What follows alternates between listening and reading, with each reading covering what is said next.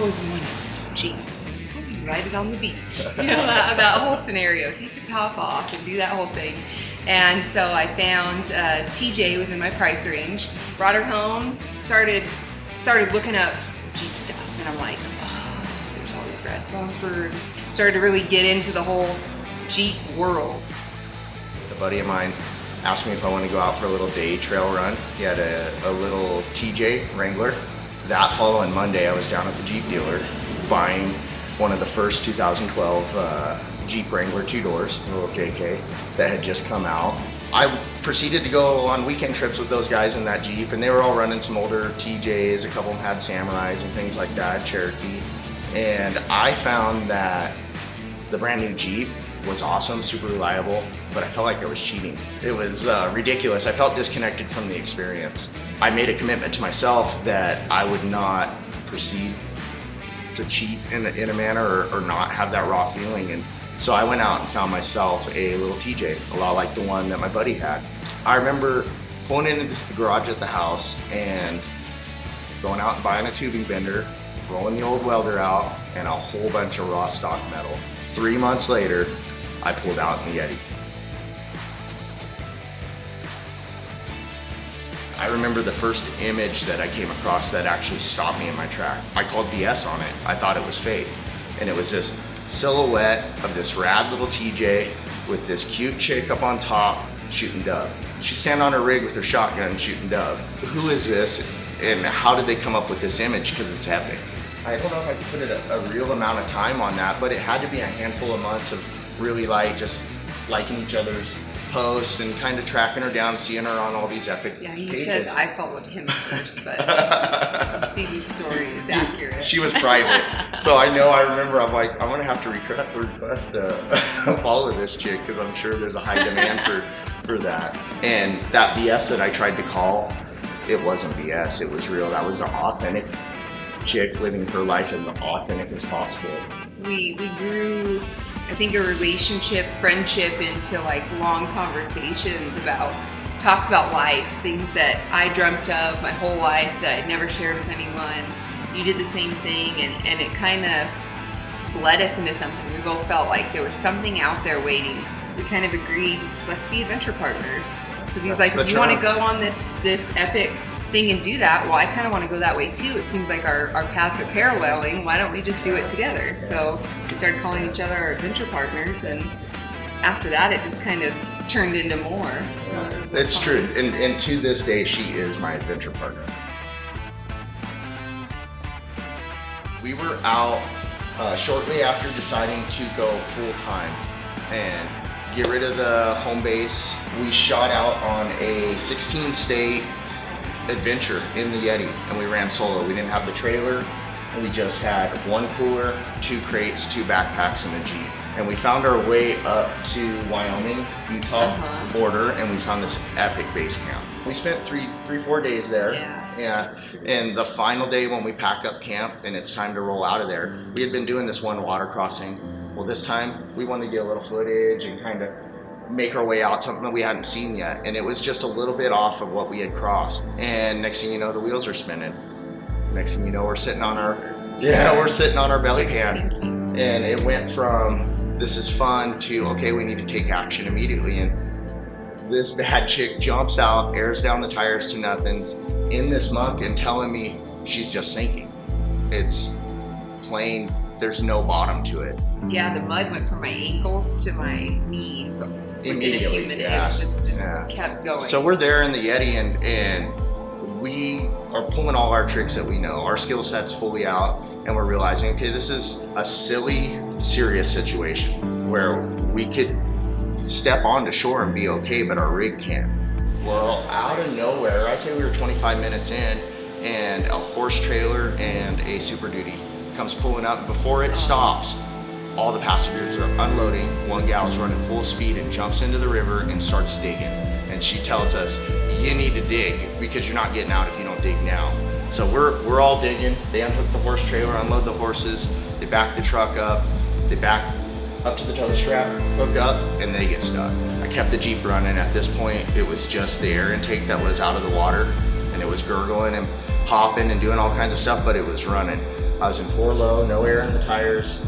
Chevy HD 4-wheel drive pickup pulls up and they double link. So now the Super Duty and the Chevy are tied up to us and we're full out. We're all pinned, we're all trying to get out, and we pulled that thing out of there. About a year ago, those two came on my radar. I noticed they were out in Wyoming and they had a problem with their Jeep. They got buried in a bunch of mud and ingested some mud in their transmission and had some issues. And I just, I like to be helpful as I can. And so I said, hey, if you guys need any help, we're not too far away. Let me know if we can do anything. And we just communicated back and forth a little bit here and there. And a couple months ago, late one Sunday night, I got a direct message on Instagram from Yeti, and he was kind of explaining what they're doing with the 36 hours endurance challenge that was coming up. Said this transmission was just limping along from last year and it wasn't gonna last much longer, but that they wanted to drive coast to coast and back again, but still compete in the pro class. And I thought about it that night it was fairly late in the evening, and I thought that we had some options. We could get the factory transmission that he has and rebuild it and do a nice job, and it would do great for him. The next thought came to my mind was, well, we could just get the overdrive version, which would be a 42 RH, and rebuild that, and that would be kind of cool for him. He's never had overdrive before. Or we could go all in, and we could put together a whole V8 powertrain for him and really blow their socks off. Clayton, in fact, was the one that said, what if we bring them here and we have them do their own conversion in our parking lot and we film it? Yeah, so we rolled in Monday from Southern California in the Yeti with the Yeti built trailer behind it. We limped it here. But yeah, I say rode in. We limped it here, stuffed to the gills with gear for a 5+ month adventure, 11,000 plus miles cross country, and we barely got here on that transmission. We felt like family from the second we stepped on site. Had an epic tour, and immediately Tuesday we backed the Yeti in. It was running under the 4-liter inline 6 stock configuration with the automatic trans and the 231 transfer case and the small axles. We had Dana 3035 open, and we proceeded to tear it apart. We had a V8 LS sitting in here. It was like a jewel.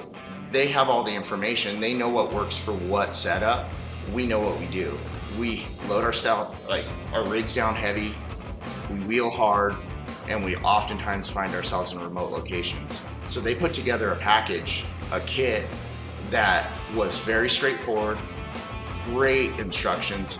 All the little details were figured out, where you need this bolt or you need this clip or you need that tie or piece of electrical. It was there for us to simply flip through an instruction manual and work through it.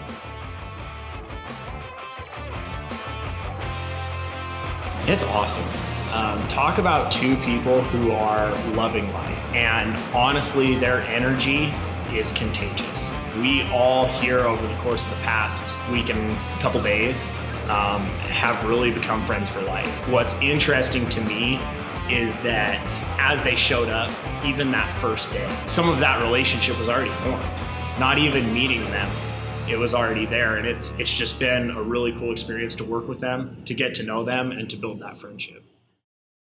These two are an interesting sort. I've never met a duo like them that are so sincere and honest and true to who they are. I've had a lot of one-on-one time with them through this last week that they've been here doing this conversion, and they're some pretty amazing people. They are so dedicated to what they're doing. They're incredibly sincere, honest, and friendly, and what you see is what you get. These two ooze positivity. You can't help but be in a good mood and be happy when you're around these two. 3.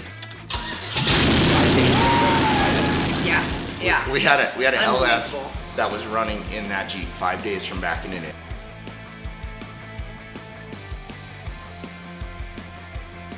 What I noticed right away from everyone that works here is, there's a lot more people than I thought work here. I can't believe how big this place is. Yeah, it's awesome. But the way they all work together so well. They would run into a problem, and instead of throwing up hands and being like, oh, what are we gonna do, and just letting it go, they just instantly, what can we do? What can we work on? We've been camping out in the parking lot with our adventure trailer and our rooftop tent, and every day, every night, everyone's like, are you okay? We got a place for you to stay. Here's some dinner. And we're like, no, we're good. This is what we do. We're okay. It is family now. Yeah. This will forever be family. No absolutely. Doubt. Incredible teamwork. Yeah. So that's Novak. It really is.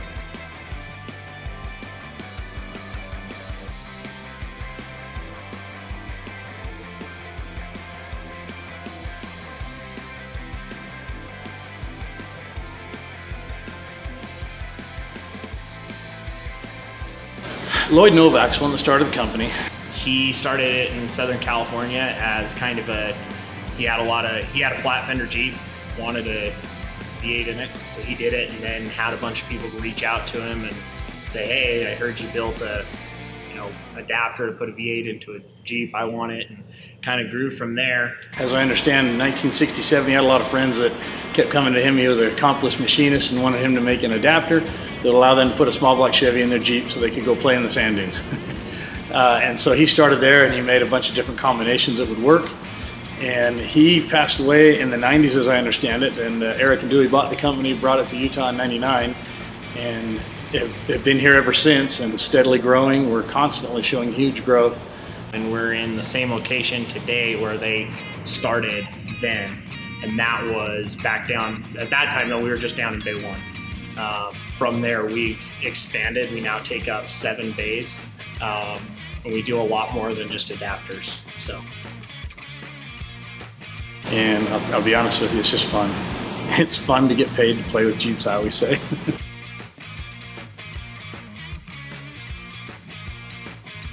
We make things go together that don't go together. And so we always think outside the box. Nothing is impossible. So at Novak, we specialize in Jeep powertrain swaps, primarily GM, LS base engines into all sorts of different Jeeps. We can get you anything from a builder's parts to kits that'll include wiring harness, adapters, motor mounts, everything, all the way to a complete full-blown powertrain that's engine, transmission, transfer case, and all the parts to put it in. We sell components to rebuild transmissions and transfer cases in kit form. We make adapters to mix and match engine to transmission combinations. We sell adapters to mix and match, and more popularly so, transmission to transfer cases. We can either send out partial kits, complete kits to do a complete conversion on a vehicle to a V8, or a complete package, or we can do them in-house as well, start to finish. We don't have just a universal kit that'll work in all Jeeps. We have a kit for CJs, YJs, TJs, for JKs, and it's something that is specifically tailored to your Jeep.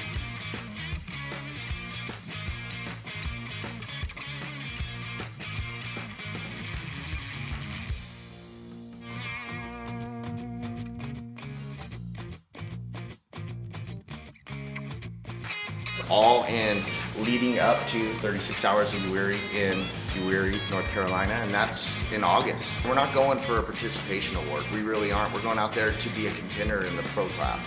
And we're going to be running a grassroots build that we live in, that we drove across the country and did stuff like LS swaps on the way to go up against big Monster Energy teams and BF Goodrich teams and these teams that have real support behind them.